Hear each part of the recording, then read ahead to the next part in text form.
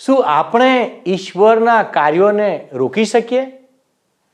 ભલા અને ભૂંડા માણસની ઓળખ કેવી રીતે થઈ શકે?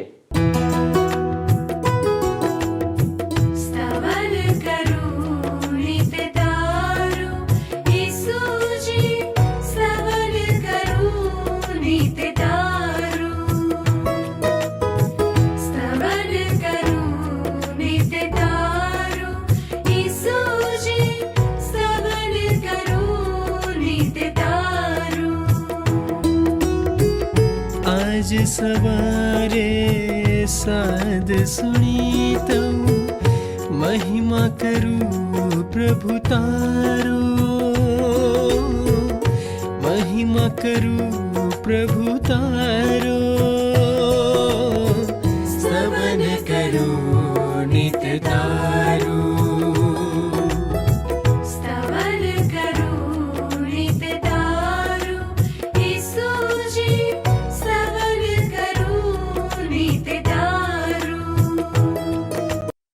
મિત્રો, આપ સર્વને પ્રભુ ઈસુના મધુર નામમાં પ્રેમભર્યા નમસ્કાર. હું આશા રાખું છું કે તમે બધા સ્વસ્થ અને ખુશ છો અને અમારી સાથે આ અભ્યાસ દ્વારા ઈશ્વરના વચનોના જ્ઞાનમાં અને આશીર્વાદોમાં નિરંતર આગળ વધી રહ્યા છો.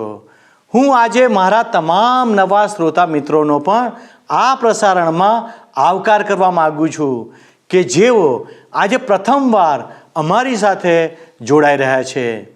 આપને જણાવવા માગું છું કે આ દિવસોમાં અમે ઈશ્વરનું જીવંત વચન બાઇબલ તેમાંથી નવા કરારમાં આવેલ પ્રથમ પુસ્તક માથીની સુવાર્તાનો ઊંડાણપૂર્વક અભ્યાસ કરી રહ્યા છીએ. આજે આપણે માફી ન મળે તેવું પાપ અને ભલા અને ભૂંડા માણસની ઓળખ કેવી રીતે થઈ શકે?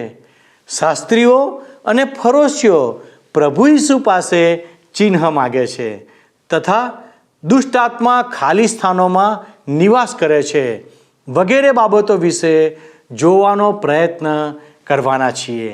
તો આવો દર્શક મિત્રો, આજે આપણે માથીને લખેલી સુવાર્તા તેના 12મા અધ્યાયની 17મી કલમથી લઈને 50મી કલમ સુધી અભ્યાસ કરીએ અને દેવના સેવક જે વચન શીખવાડે છે તેને ધ્યાનથી શીખવાનો પ્રયત્ન કરીએ.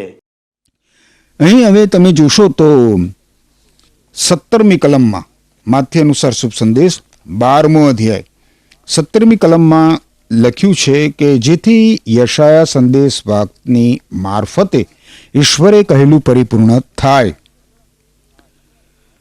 આગળ આપણે 18થી 21 કલમો જોઈએ તો લખ્યું છે કે આ મારો પસંદ કરેલો સેવક છે, તેના પર મેં પ્રેમ કર્યો છે અને હું તેના પર પ્રસન્ન છું. હું મારો આત્મા તેના પર મૂકીશ અને તે બધી પ્રજાઓની સમક્ષ મારું ન્યાય શાસન જાહેર કરશે. તે વાદ વિવાદ કરશે નહીં, ઘાંટા પાડશે નહીં અને જાહેરમાં કોઈ તેનો સાથ સાંભળશે નહીં. ન્યાયને વિજયવંત બનાવતા સુધી તે બરૂથી છુંદાયેલી સળીને ભાગી નાખશે નહીં અથવા ધુમાતી દિવેટને ઉલવી નાખશે નહીં. બધી પ્રજાઓ તેના નામ પર આશા રાખશે. હવે આ કલમોમાં મિત્ર આપણને યશાયા સંદેશવાકના પુસ્તકમાં એણે જે ભવિષ્યવાણી કરી છે એ જોવા મળે છે. આ ભવિષ્યવાણી યશાયા સંદેશવાકના પુસ્તકના 42મા અધ્યાયની 1 થી 4 કલમોમાં આપવામાં આવી છે. હવે આ ભવિષ્યવાણી સ્પષ્ટ દર્શાવે છે કે મસીહા એટલે કે ઈશ્વરના અભિષિક્ત ઈસુ ખ્રિસ્ત સાચે જ રાજા હતા. પણ એમાં મસીહા કેવા પ્રકારના રાજા હશે તે પણ સ્પષ્ટ દર્શાવવામાં આવ્યું છે. રાજા તરીકે મસીહા શાંત, ગંભીર અને નમ્ર ભાવ સાથે રાજ કરનાર રાજા હશે. એ દુનિયાના રાજ્યોમાં ન્યાય પ્રસરાવશે. ઈસુ ખ્રિસ્તના સમયમાં લોકો ઈચ્છતા હતા કે પ્રભુ ઈસુ ખ્રિસ્ત રાજા તરીકે રાજ કરે અને અમારા જીવનોમાં ભૌતિક સુખ ચેન લાવે. આપણા સમયમાં પણ મિત્ર ઘણા બધા લોકો એવી ઈચ્છા સેવતા હોય છે, પણ ઈસુ ખ્રિસ્તનું માનવીના હૃદયમાં થતું સેવા કાર્ય શાંત, ગંભીર અને ધીરજથી થાય છે. ઈસુ ખ્રિસ્ત માનવીના હૃદયમાં ઈશ્વરનું રાજ સ્થાપે છે. હવે 20મી કલમમાં બરૂની છુંદાયેલી સળીને ઈસુ ખ્રિસ્ત ભાંગી નાખશે નહીં એવા શબ્દનો અર્થ બહુ જ સમજવા જેવો છે. એનો અર્થ એ થાય મિત્ર કે પ્રભુ ઈસુ ખ્રિસ્ત પર વિશ્વાસ કરનાર લોકોને ઈસુ ખ્રિસ્ત નષ્ટ થવા દેશે નહીં, પણ તેમની સતત કાળજી લેશે, તેમનું સતત રક્ષણ કરશે. ધુમાતી દિવેટને પ્રભુ ઈસુ ખ્રિસ્ત ઓલવી નાખશે નહીં, એનો પણ એ જ અર્થ થાય છે. હવે 21મી કલમમાંની ભવિષ્યવાણી કેટલી બધી મહત્વની છે. 21મી કલમ કહે છે કે બધી પ્રજાઓ ઈસુ ખ્રિસ્તના નામ ઉપર આશા રાખશે. આપણા સમયનો વિચાર કરીએ મિત્ર, તો આ ભવિષ્યવાણી માત્ર યહૂદી પ્રજાઓ પૂરતી મર્યાદિત નથી રહી. દુનિયાની બીજી બધી જ પ્રજાઓમાં એ પરિપૂર્ણ થવા તરફ આગળ વધી રહી છે. દુનિયાની બધી જ પ્રજાઓમાંથી જે માણસો પ્રભુ ઈસુ ખ્રિસ્તની ઉપર વિશ્વાસ કરે છે અને ઈસુ ખ્રિસ્તને શરણે આવે છે અને ઈસુ ખ્રિસ્તની સાથે જોડાય છે. આગળ તમે જુઓ 22 થી 23 કલમોમાં, 22 અને 23, ઈશુ અને બાલ ઝબુલ, એ શીર્ષક નીચે 22 અને 23મી કલમો કહે છે કે ત્યાર પછી કેટલાક લોકો એક માણસને ઈસુની પાસે લાવ્યા. તે આંધળો હતો અને તેને અશુદ્ધ આત્મા વળગેલો હોવાથી તે બોલી શકતો નહોતો. ઈસુએ તેને સાજો કર્યો, તેથી તે બોલવા લાગ્યો અને તેને દ્રષ્ટિ પાછી મળી. લોકોએ આશ્ચર્યચકિત થઈને એકબીજાને કહ્યું કે શું તે દાવીદનો પુત્ર છે? શું તે દાવીદનો પુત્ર છે? બીજા શબ્દોમાં પ્રભુ ઈસુ ખ્રિસ્ત આપણો મસીહા છે, મુક્તિદાતા છે. આ હકીકતને આધારભૂત ઠરાવવા માટે ઈસુ ખ્રિસ્તની પાસે ઓળખપત્ર છે. ઈસુ ખ્રિસ્તે કરેલો આ ચમત્કાર ભવ્ય છે, મહાન છે, અદ્ભુત છે.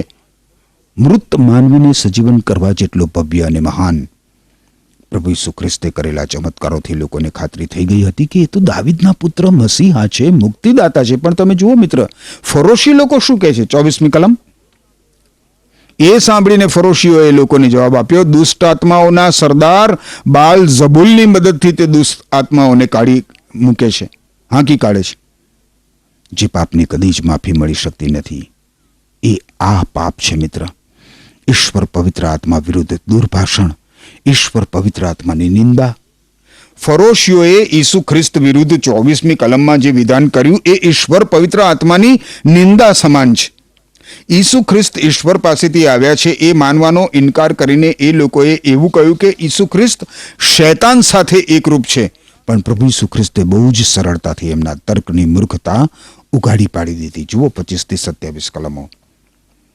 તેઓ શો વિચાર કરતા હતા તે ઈસુ ખ્રિસ્ત જાણતા હતા. તેથી તેમણે તેમને કહ્યું, કોઈ રાષ્ટ્ર અરસપરસ લડતા જૂથોમાં વિભાજિત થઈ જાય તો તે ઝાઝું ટકતું નથી, અને એ જ પ્રમાણે કોઈ શહેર કે કુટુંબમાં અરસપરસ લડતા જૂથો પડે તો તેનું પતન થશે. તેથી શૈતાનનું રાજ અરસપરસ લડતા જૂથોમાં વિભાજિત થઈ ગયું હોય તો તેનું જલ્દીથી પતન થશે.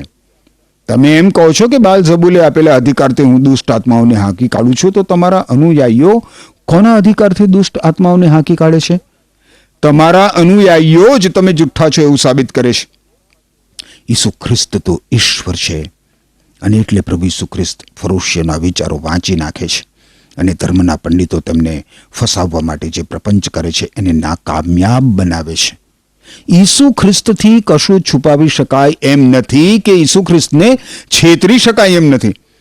ધર્મના પંડિતો એવું તો કહી જ ના શકે કે એમના પોતાના અનુયાયીઓ બાલ ઝબુલના અધિકારથી દુષ્ટ આત્માઓને હાંકી કાઢતા હતા. ધર્મના આ પંડિતોના ચેલાઓ જ સાબિત કરતા હતા કે આ ધર્મના પંડિતો જુઠ્ઠા છે. 28મી કલમમાં લખ્યું છે કે હું તો ઈશ્વરના આત્માના અધિકારથી દુષ્ટ આત્માઓને હાંકી કાઢું છું. પ્રભુ ઈસુ ખ્રિસ્ત આ પ્રમાણે કહે છે, અને તેથી પુરવાર થાય છે કે ઈશ્વરનું રાજ તમારી પાસે આવી પહોંચ્યું છે. ઈશ્વરનું રાજ તમારી પાસે આવી પહોંચ્યું છે. ઈસુ ખ્રિસ્તની હાજરીમાં ઈસુ ખ્રિસ્ત આ દ્વારા કહે છે કે હું અહીં હાજર છું. અશુદ્ધ આત્માઓને હાંકી કાઢવાનો મારો અધિકાર, મારું ઓળખપત્ર છે. લોકો પાસે ઈસુ ખ્રિસ્તમાં ઈશ્વરનું રાજ આવી પહોંચ્યું છે. જે કોઈ પ્રભુ ઈસુ ખ્રિસ્ત પર વિશ્વાસ કરે છે, જે કોઈ પ્રભુ ઈસુ ખ્રિસ્તને શરણે આવે છે, એના હૃદયમાં ઈશ્વરનું રાજ સ્થપાય છે મિત્ર. કારણ કે ઈસુ ખ્રિસ્ત એના હૃદયમાં વસવા આવે છે અને પછી એના હૃદયમાંથી શૈતાનનું રાજ દૂર થઈ જાય છે. 29 થી 32 કલમોમાં લખ્યું છે કે બળવાન માણસના ઘરમાં જઈને કોઈ તેને લૂંટી શકતું નથી. તેમ કરતાં પહેલા તેણે બળવાન માણસને બાંધી દેવો પડે છે અને ત્યાર પછી જ તે લૂંટ ચલાવી શકે છે. જે મારા પક્ષનું નથી તે સાચી જ મારી વિરુદ્ધમાં છે. જે મારી સાથે સંગ્રહ કરતો નથી તે તેને વિખેરી નાખે છે. તેથી હું તમને કહું છું કે કોઈ પણ પાપ અને ઈશ્વર નિંદાની માણસને માફી મળશે, પણ પવિત્ર આત્મા વિરુદ્ધ કરેલી નિંદાની માફી મળશે નહીં. જો કોઈ માનવ પુત્રની નિંદા કરે તો તેને માફી મળી શકશે, પણ જો કોઈ પવિત્ર આત્માની નિંદા કરે તો તેને વર્તમાનમાં કે આવનાર યુગમાં તેની માફી કદી મળશે નહીં. હવે મિત્ર, આ વાત તમે બરાબર સમજી લો. એવું એક પણ પાપ નથી કે જે માણસે કર્યું હોય અને તેને તે માફ કરવામાં ના આવે, કારણ કે ઈસુ ખ્રિસ્તે બધા જ પાપો માટેનો દંડ ભરપાઈ કરવા મરણ સહન કર્યું હતું. અને એ પછી પવિત્ર આત્મા માનવીના હૃદયમાં પ્રભુ ઈસુ ખ્રિસ્ત દ્વારા મળતી પાપોની માફી, મુક્તિની ખાતરી કરાવવા માટે દુનિયામાં આવ્યા. અને એટલે જ્યારે પવિત્ર આત્મા કોઈ વ્યક્તિના હૃદય સાથે વાત કરે અને તેને તેના પાપોનું ભાન કરાવીને ઈસુ ખ્રિસ્ત દ્વારા મળતી પાપોની માફી, મુક્તિની ખાતરી કરાવે, ત્યારે જો કોઈ વ્યક્તિ પવિત્ર આત્માના આ કાર્યનો વિરોધ કરે, પવિત્ર આત્માની વાણી પ્રત્યે દુર્લક્ષ સેવે, પવિત્ર આત્માની વાત માને નહીં, તો ચોક્કસ એ વ્યક્તિને પાપોની માફી કેવી રીતે મળે? કઈ રીતે એને મુક્તિ મળી શકે? પાપની માફી મળતી નથી, કારણ કે પવિત્ર આત્મા વ્યક્તિને પાપોની માફીની, મુક્તિની ખાતરી કરાવે છે. ત્યારે વ્યક્તિ તો એ માફીનો, એ મુક્તિનો વિરોધ કરે છે. 29મી કલમમાં કહે છે કે બળવાન માણસના ઘરમાં જઈને કોઈ તેને લૂંટી શકતું નથી. તેમ કરતાં પહેલા તેણે બળવાન માણસને બાંધી દેવો પડશે અને ત્યાર પછી જ તે લૂંટ ચલાવી શકે છે. ઈસુ ખ્રિસ્તના જન્મની સાથે જ શૈતાનની સત્તા અને અંકુશ છિન્ન ભિન્ન થઈ ગયા. રણ પ્રદેશમાં પ્રભુ ઈસુ ખ્રિસ્તે શૈતાન દ્વારા કરવામાં આવેલી તેમની કસોટી પર વિજય મેળવ્યો હતો. પુનરુત્થાન પામીને પ્રભુ ઈસુ ખ્રિસ્તે શૈતાનના મોટા શસ્ત્ર મરણ ઉપર વિજય પ્રાપ્ત કર્યો. ઈસુ ખ્રિસ્તે શૈતાન અને શૈતાનના બધા જ પરિબળો ઉપર સંપૂર્ણ સત્તા અને અધિકાર છે.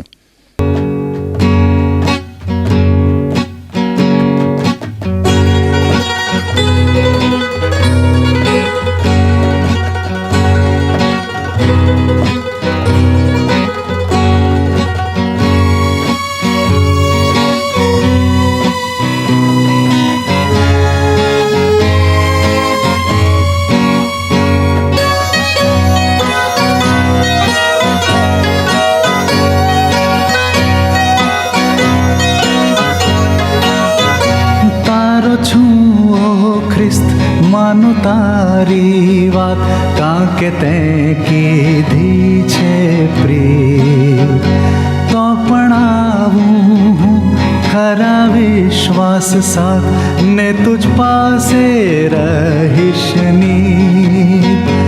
રાખ મને સ્તંભ પાસે હે પ્રભુ, જ્યાં તે મુજ માટે મોત સહ્યું. રાખ મને તુજ કુખની પાસે હે પ્રભુ, જ્યાંથી મૂલ્યવાન રક્ત વહ્યું.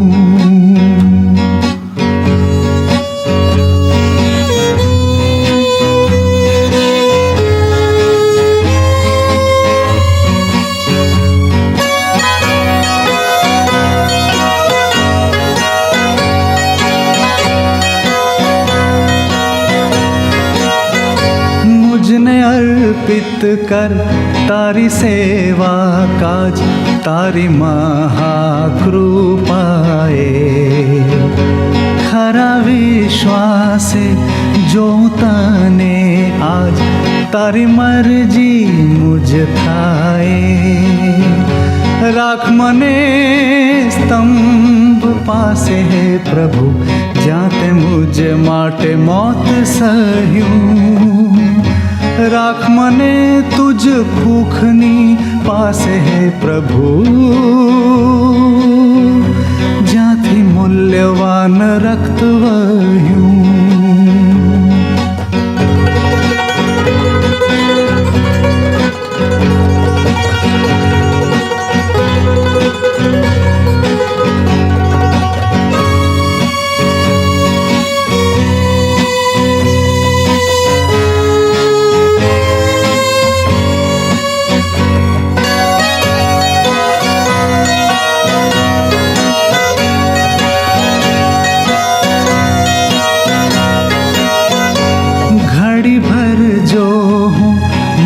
તારી સાથ શાંતિ મુજ દિલને વળે.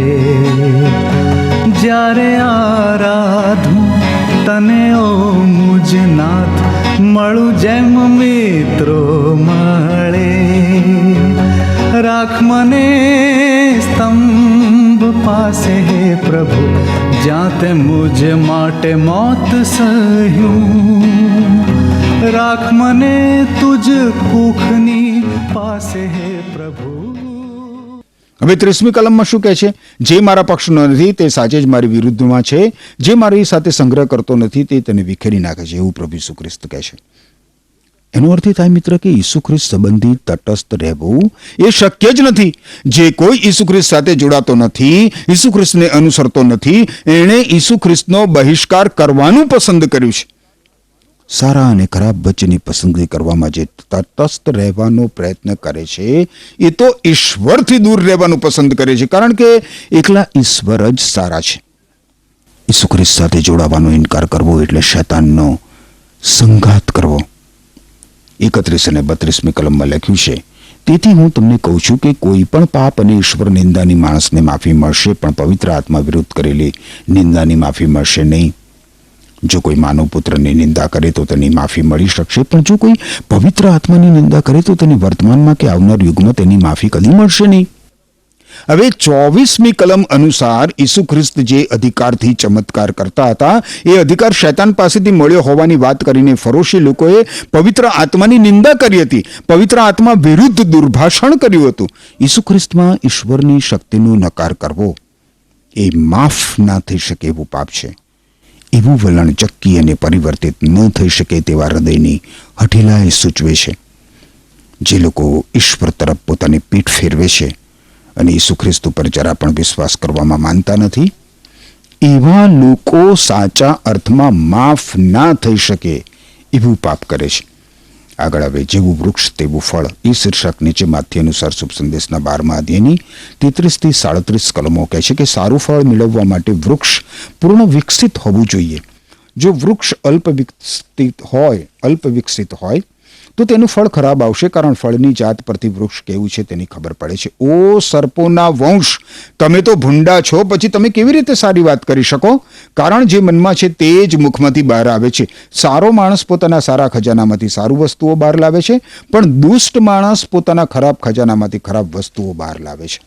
હું તમને કહું છું, ન્યાયના દિવસે પ્રત્યેક નકામા શબ્દના તમારે જવાબ આપવો પડશે, કારણ તમારા શબ્દો મારફતે જ તમારો ન્યાય થશે અને તેઓ જ તમને નિર્દોષ કે દોષિત જાહેર કરશે. 34મી કલમમાં તમે જુઓ, પ્રભુ ઈસુ ખ્રિસ્ત ધર્મના પાખંડી પંડિતોને એટલે કે ફરોશીઓને ઓ સર્પોના વંશ એવા શબ્દો દ્વારા ઉદ્દેશ આપે છે, એવા શબ્દો દ્વારા ઉદ્દેશે છે. તમને યાદ હશે મિત્ર કે બાપ્તિસ્મા કરનાર યોહાને પણ ફરોશી લોકોને આ રીતે જ ઓળખાવ્યા હતા. કોઈકે કહ્યું છે મિત્ર કે હૃદયના કૂવામાં જે હોય છે તે મુખની ડોલ દ્વારા બહાર આવે છે. ઈસુ ખ્રિસ્ત ધર્મના પંડિતો વિશે 35મી કલમમાં જે કહે છે તે સાબિત કરે છે કે ઈસુ ખ્રિસ્તે હવે આ લોકોનો બહિષ્કાર કર્યો છે. 38મી કલમમાં લખ્યું છે, નિશાનીની માગણી એ શીર્ષક નીચે.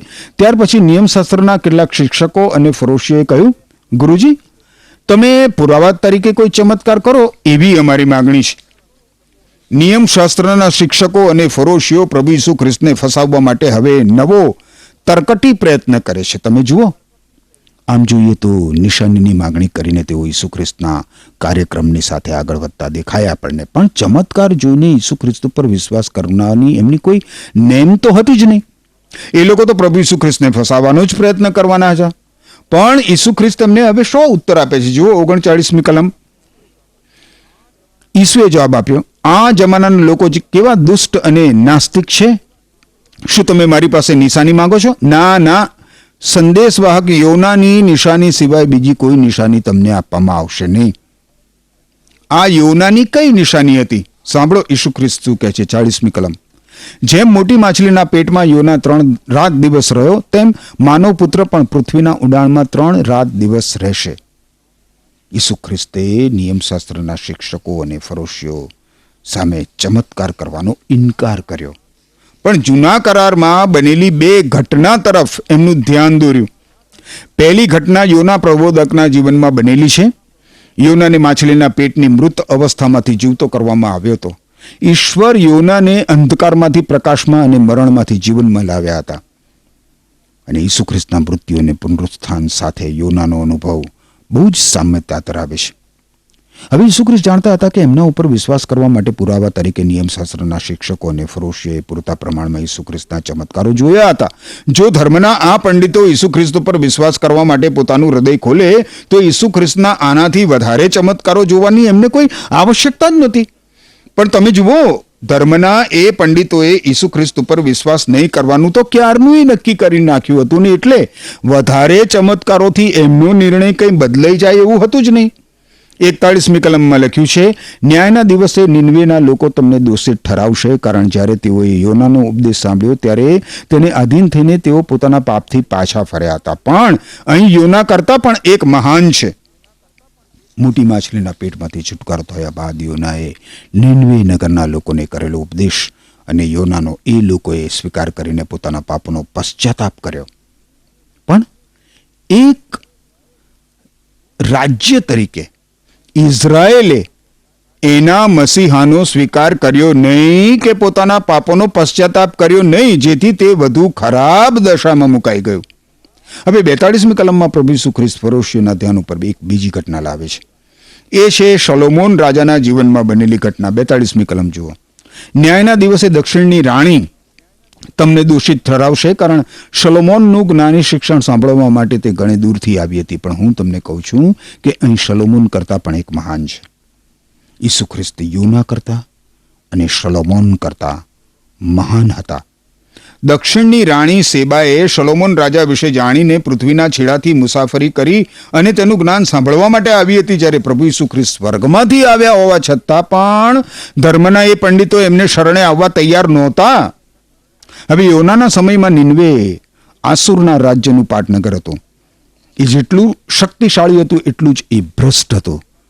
દક્ષિણની રાણી શેબાએ સોલોમોન રાજાની કીર્તિ વિશે સાંભળ્યું અને તે હજારો માઇલની મુસાફરી કરીને સોલોમોન રાજાના મહાન જ્ઞાનને જાણવા માટે આવી હતી. આ બિન યહૂદી લોકો જ્યારે એમને ઈશ્વરનું સત્ય સમજાવવામાં આવ્યું ત્યારે તેઓ ઈશ્વરના સત્યને સમજી શક્યા. પરંતુ તમે જુઓ, ધર્મના પેલા પંડિતો, સત્ય એમના ચહેરા સામે ઉઘાડું થયું હતું તો પણ એમણે સત્યનો બહિષ્કાર કર્યો.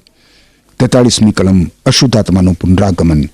એ શીર્ષક નીચે 43મી કલમમાં લખ્યું છે કે જ્યારે કોઈ માણસમાંથી અશુદ્ધ આત્મા બહાર નીકળી જાય છે ત્યારે તે વેરાન પ્રદેશમાં આરામનું સ્થળ શોધતો ફરે છે.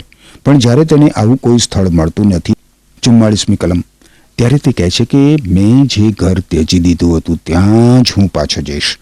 જ્યારે તે પાછો આવે છે ત્યારે ઘર ખાલી, સાફસૂફ કરેલું અને વ્યવસ્થિત હોય છે. બીજા શબ્દોમાં સુધારણા કામમાં આવતી નથી. મારા મિત્ર, તમે તમારી જાતે જ તમારું જીવન સુધારવા ઘણી બધી કુટેવોનો ત્યાગ કરો, ખરાબ કૃત્યો કરવાના બંધ કરો, પણ એથી તમારા હૃદયનું કે તમારા જીવનનું પરિવર્તન થવાનું શક્ય નથી.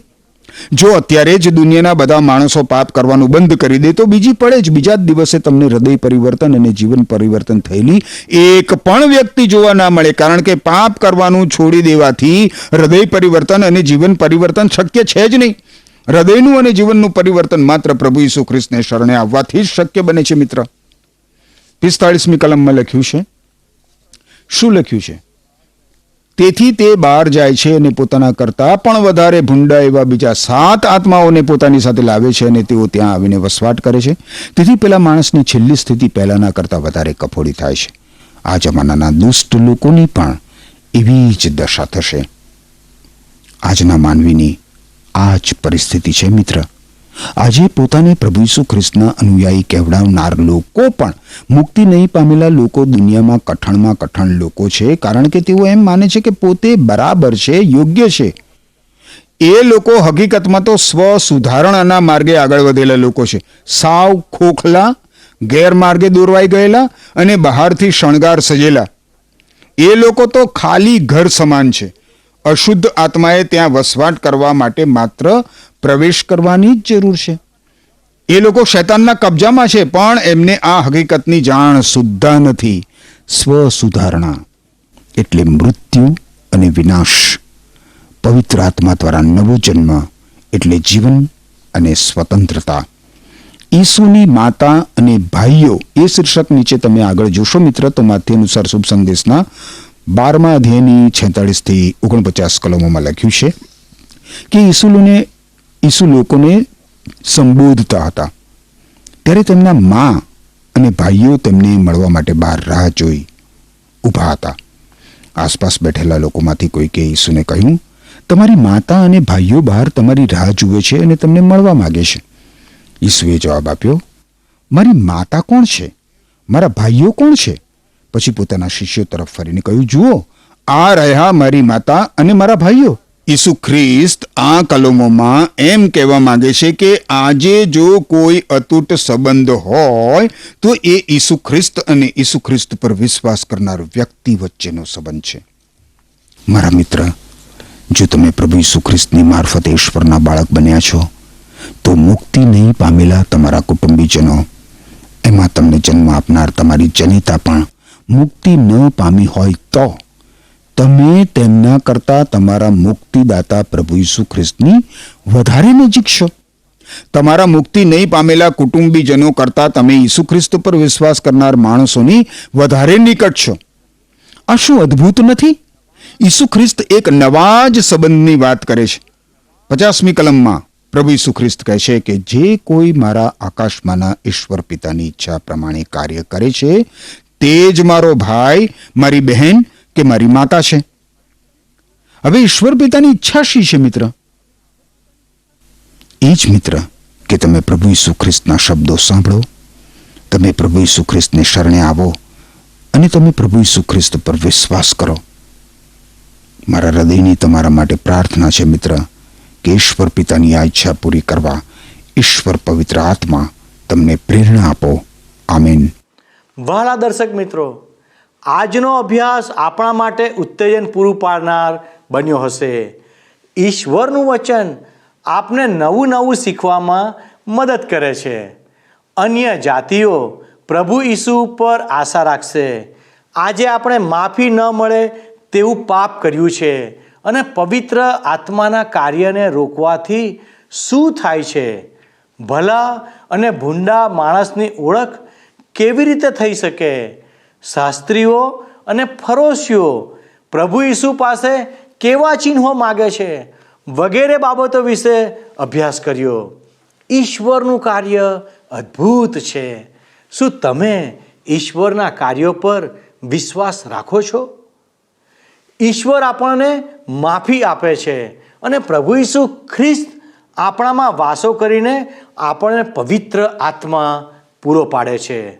શું તમે તમારું જીવન ઈસુ ખ્રિસ્તને સોંપવા માગો છો? તો આવો આપણે પ્રાર્થના કરીએ. હે અમારા સ્વર્ગીય પિતા, અમે તમારો આભાર માનીએ છીએ કારણ કે તમે અમારા જીવનને બદલી નાખો છો. પ્રભુ, અમે પાપી વ્યક્તિઓ છીએ, અમે પાપ નિરંતર કરીએ છીએ. પ્રભુ, તમે અમને પાપોમાંથી માફી આપો અને તમને સ્વીકારવાને માટે અમને મદદ કરો. પવિત્ર પ્રભુ, આ દિવસોમાં તમે અમારા કુટુંબોને આશીર્વાદોથી ભરપૂર કરો. અમારા બાળકોને તમે સંભાળો. અમારા પતિ અને પત્નીઓ પર તમારી કૃપા રેડો. અમારા માતા પિતાઓને તમે સંભાળો. ઓ વાલા દેવ, અમે તમારા હાથોમાં અમારી જાતોને લાવીએ છીએ. અમારી આ પ્રાર્થના ઈસુના નામમાં માગીએ છીએ. આમેન. યાદ રાખો મિત્રો, જો તમે અમારો આ કાર્યક્રમ નિહાળી રહ્યા છો તો મને અચૂક મિસ કોલ કે ફોન કરશો. હું આપના ફોનની રાહ જોઉં છું. ઈશ્વર આપને આશીષ આપો. આમેન. શું તમને આ કાર્યક્રમ ગમ્યો? અત્યારે જ અમને મિસ કોલ કરો.